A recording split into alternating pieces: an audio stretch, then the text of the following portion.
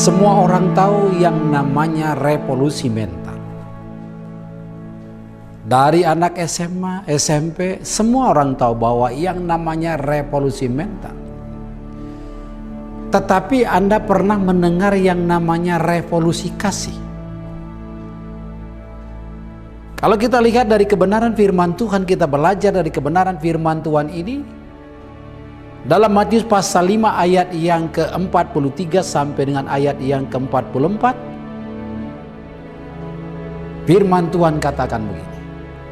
Kamu telah mendengar firman, kasihilah sesamamu manusia dan bencilah musuh.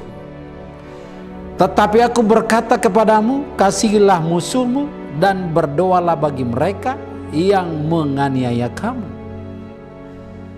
Nah, ini harus kasihnya direvolusi. Bagaimana mungkin Anda bisa mengasihi orang yang membenci Anda? Bagaimana bisa Anda mengasihi orang yang memperlakukan tidak adil bagi Anda? Tetapi Yesus berkata, aku berkata kepadamu, kasihilah musuhmu dan berdoalah bagi mereka, kasihilah musuhmu. Inilah namanya revolusi kasih. Pada waktu kita menerapkan, mengasihi musuh kita, mengasihi orang-orang yang sebenarnya tidak pantas, tidak layak untuk dikasihi, tetapi firman Tuhan katakan, dan berdoalah bagi mereka. Ini yang saya maksudkan dengan revolusi kasih. Sulit nggak? Sulit.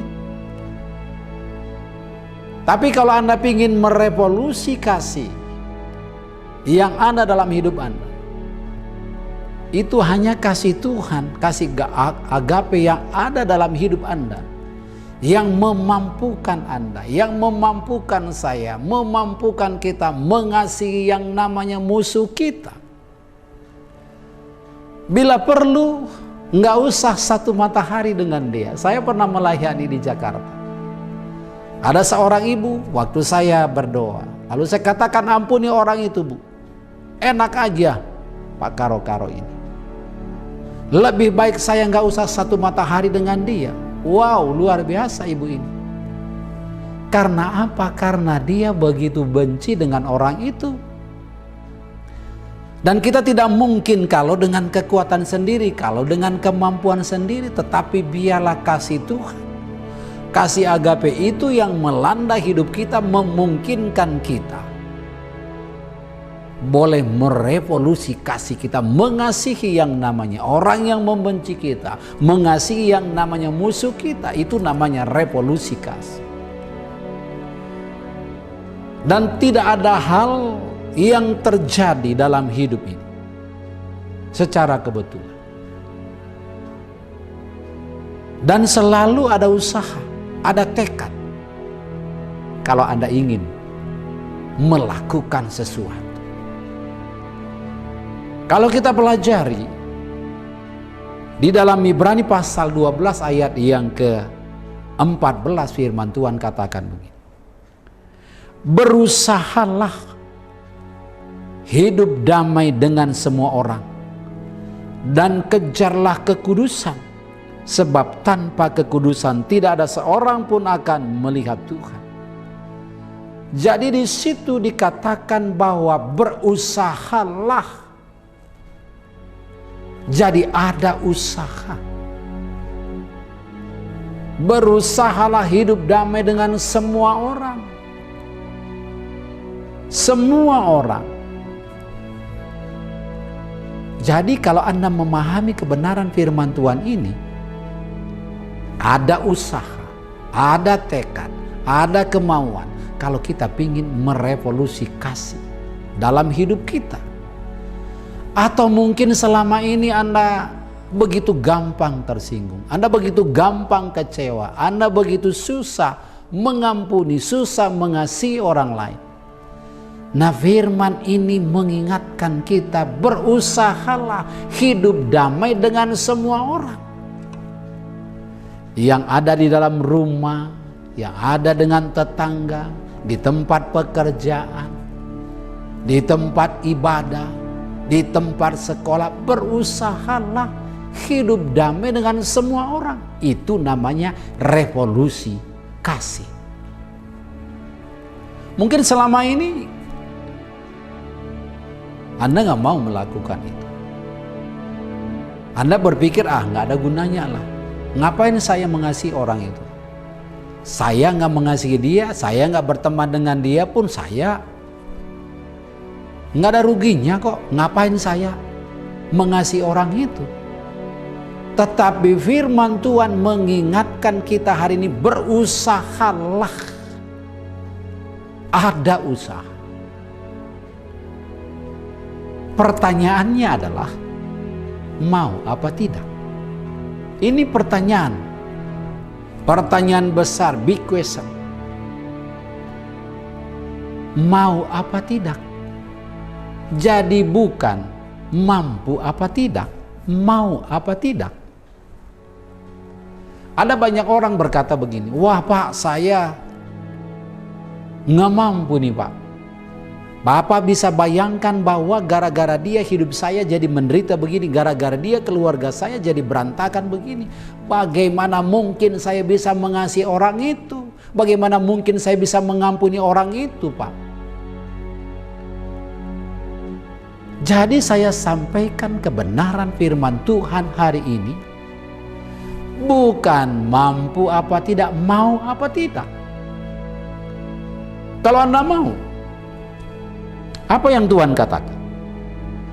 Kalau Anda mau. Di dalam Filipi 2 ayat 13, karena Allah lah yang mengerjakan di dalam kamu baik kemauan maupun pekerjaan menurut kerelaannya. Jadi kalau Anda mau, Tuhan yang melakukan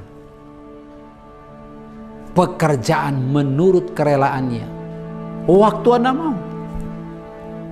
Bahkan dia katakan bahwa Allah lah yang mengerjakan dalam kamu kemauan maupun kerelaan menurut pekerjaan, menurut kerelaannya. Jadi dia, kalau Anda mau,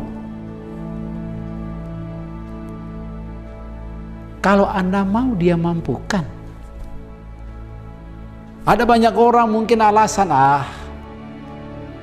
lebih baik saya nggak usah satu matahari dengan dia Pak, susah. Apa gunanya sih saya berteman dengan orang itu? Apa gunanya saya mengampuni orang itu? Udah diampuni, udah berbuat baik, besok lakukan lagi. Gosipin lagi, gosipin saya, gosipin keluarga saya. Ngapain lagi Pak? Udah aja. Ngapain saya melakukan itu? Tapi kalau Anda pingin ada revolusi kasih dalam hidup Anda harus berubah. Anda harus mau, Anda harus rela. Karena pada waktu Anda mau, pada waktu Anda rela, iya Tuhan yang lakukan. Jadi jangan pernah berkata, saya tidak sanggup. Kalau kita lihat dalam 2 Korintus pasal 3 ayat yang kelima, apa yang firman Tuhan katakan? Dengan diri kami sendiri kami tidak sanggup. Dengan diri kami sendiri kami tidak sanggup untuk memperhitungkan sesuatu seolah-olah pekerjaan kami sendiri. Tidak. Kesanggupan kami adalah pekerjaan Allah. Kesanggupan saya, kesanggupan Anda, kesanggupan jemaat adalah yang diberikan oleh Tuhan, adalah pekerjaan Tuhan. Yang nggak ada yang sanggup dong. Gara-gara orang itu keluarga Anda menjadi berantakan, gara-gara orang itu Anda menjadi tersiksa, gara-gara orang itu Anda mendapat malu. Nggak sanggup, secara manusia nggak sanggup. Tapi kalau yang namanya revolusi kasih, Anda mulai merubah yang tadinya benci, yang tadinya dendam, yang tadinya kecewa. Ada revolusi kasih dalam hidup Anda. Apa yang Tuhan katakan di dalam 2 Korintus pasal 3 ayat yang kelima ini? Bahwa kesanggupan saya kesanggupan Anda, kesanggupan kita adalah pekerjaan Tuhan. Mungkin Anda punya latar belakang yang sulit sekali mengasihi orang lain, mengampuni orang lain. Tapi ketika Anda mendengar kebenaran firman Tuhan ini, Anda mau merevolusi kasih dalam hidup Anda. Yang tadinya tidak bisa mengasihi, yang tadinya tidak bisa mengampuni, yang susah mengampuni dan mengasihi orang, dan selalu yang ada dalam pikiran Anda pikiran yang negatif, bagaimana supaya orang itu tidak lagi mengata-ngatain saya. Anda mungkin berkata gigi ganti gigi. Wah, tapi kalau Anda mau, firman Tuhan katakan bahwa kesanggupan itu diberikan oleh Tuhan untuk boleh mengasihi orang lain. Petrus pernah berkata, Tuhan, kalau seandainya saudaraku berbuat salah kepada saya, kira-kira bahasa hari ini begitu, berapa kali ya Tuhan? Mungkin Petrus berpikir 7 kali cukuplah. Tapi dia kaget mendengar jawaban Yesus. Yesus berkata, kamu mengampuni orang yang bersalah kepadamu 70 kali 7 kali. Artinya tidak terbatas. Kapanpun pengampunan itu dibutuhkan, segera Anda mengampuni. Ini namanya revolusi kasih. Atau mungkin ada di antara Anda yang selama ini berpikir, kalau dia melakukan yang tidak baik buat saya pantas dong Pak melakukan yang tidak baik kepada dia. Kalau Anda berkata seperti itu, maka Anda sedang berkata bahwa Anda tidak mau merevolusi kasih dalam hidup Anda. Tapi ketika Anda mau, maka Tuhan yang berikan kemampuan, maka Tuhan yang berikan kesanggupan kepada Anda. Beberapa tahun yang lalu, saya pernah ngajar di satu tempat. Ada seorang anak muda, dia berkata begini, Pak, saya pada waktu saya mau ujian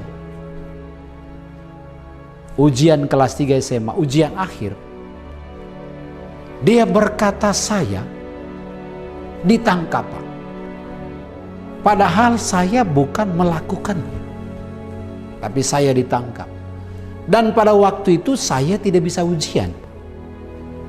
Dengan sendirinya pada waktu saya tidak bisa ujian, maka saya tidak mendapat ijazah. Dan orang yang melakukan itu saya benci banget Pak. Dan bahkan pada waktu saya ngajar begitu tentang pengampunan penuh, dia berkata, sampai kapanpun Pak saya tidak bisa mengampuni orang itu. Udahlah Pak, jangan lagi Bapak ngajari saya tentang pengampunan penuh. Tetapi tahukah saudara, ketika Tuhan menjamah dia, Tuhan melawat dia, Tuhan memenuhi dia dengan kasih Tuhan, saya berkata begini, saya mengampuni semua orang yang pernah menyakiti. Saya mewakili orang yang melakukan, yang menangkap kamu, yang membuat kamu tidak masuk ujian dan tidak mendapat ijazah. Saya mengampuni orang itu.